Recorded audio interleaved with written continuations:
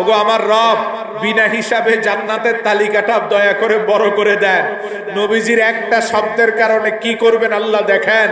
আল্লাহর হাবিব বলেন, আমি যখন বলবো আমার উম্মতের বিনা হিসাবের তালিকা বড় করে দেন, এবার আর 1000 দিয়ে আল্লাহ ভাগ করাবেন না। আল্লাহ ফেরেশতাদের বলবেন, রাসূলুল্লাহ যাদেরকে বাছাই করে নিয়ে গেছে তাদের প্রতি একজনের সাথে নতুন 70,000 করে করে দিয়ে দাও।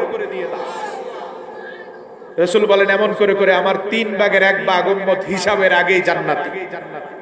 খুশি না বেজার? আওয়াজ দিয়ে বলেন। ভালোবাসবো না ফতুয়া দিব? ফতুয়া দিব না কোন মুফতির ফতুয়া শুনবো, আবার ফতুয়া দিব না কারো ফতুয়া মানবো।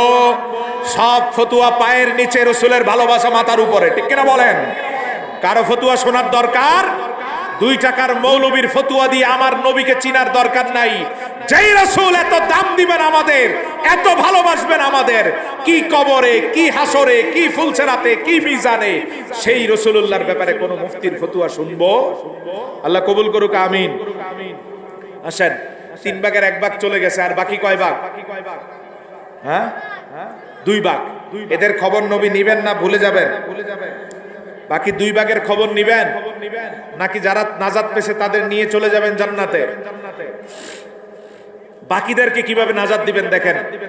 তিরমিজি 3465 নম্বর হাদিস। আনাস ইবনে মালিক একদিন রাসূলের কাছে আসলেন, এসে বলেন, সাআলতুন নবিয়্য সাল্লাল্লাহু আলাইহি ওয়াসাল্লাম আন ইয়াশফা লি ইয়াউমাল কিয়ামা। নবীর কাছে এসে বলতেছেন, ওগো নবী, আপনার কাছে আমি ভিক্ষা চাই। কি চাই? খেয়াল করবেন, কার কাছে? কথা বলেন, কার কাছে? এখানে একটা বড় আকীদা। তার আগে একটা আকীদা বলি, দেখ তারা 3 ভাগের 1 ভাগ জান্নাতে চলে গেছে, তাদের কোনো হিসাবের চিন্তা? 3 ভাগের 1 ভাগ উম্মত যে জান্নাতে চলে গেছে, এদের হিসাবের কোনো চিন্তা? আচ্ছা বলেন, এরা কি নিজের আমলে গেছে না নবীর নূরের নজরে গেছে? নিজের আমলে না নবীর কারণে? নবীর কারণে 3 ভাগের 1 ভাগ উম্মতের হিসাবের কোনো চিন্তা? তার মানে নবীর তো হিসাবের চিন্তা আছে, নবীর নিজের হিসাবের চিন্তা আছে? কথা কয় না।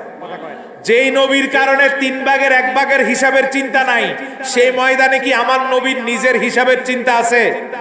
নবীর তো কোনো হিসাবই নাই, ঠিক কিনা বলেন? কারণ আমার নবীর কোনো গুনাহ